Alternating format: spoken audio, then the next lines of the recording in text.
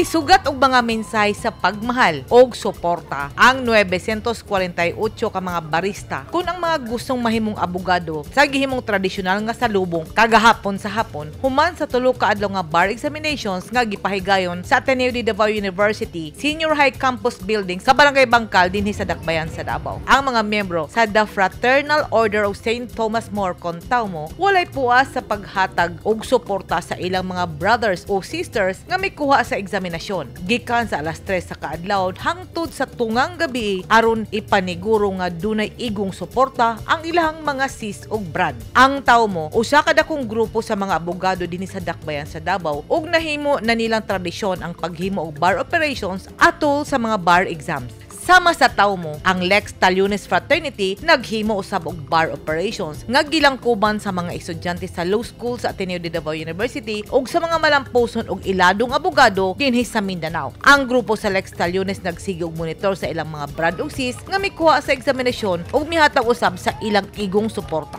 Wala nagpaulahi ang grupo sa bar examinees gikan sa Notre Dame University sa Cotabato City. Nagdala sila og mga balloons, mga tarpaulins ug uban pang mga materyales nga makalipay sa ilang mga estudyante nga mikuha sa bar exams. Daghang grupo usab ang nagdala og mga flags, mga banderitas ug naghimo og mga mensahe aron ipabati ang ilang suporta. Sama na lang nining duha ka batang lalaki nga naghulat sa ilang amahan nga mikuha sa eksaminasyon. Nakasulat sa ilang ginagunitan nga tarpaulin ang ilang suporta sa ilang amahan nga nagkanayon, "You did the best you can today, Baba, and that is good enough. We will always be proud of you." Sa matag pamilya og nagmahal sa mga bar examinees, usa ka dakong dungog kanila nga nalata sa ilang minahal ang tulo ka adlaw nga bar examinations. Una nang nagpahibalo ang Korte Suprema nga adunay 10,791 ka individual nga mokuha sa bar exams sa 14 ka testing centers sa tibuok Kapupud-an. Gilauman nga mogawas ang resulta sa bar examinations karong ubabot nga Disyembre 2023. Unsa man ang nagpaabot sa mga barista, Ginoo na lang ug ang mga examiners na lang ang nahibalo.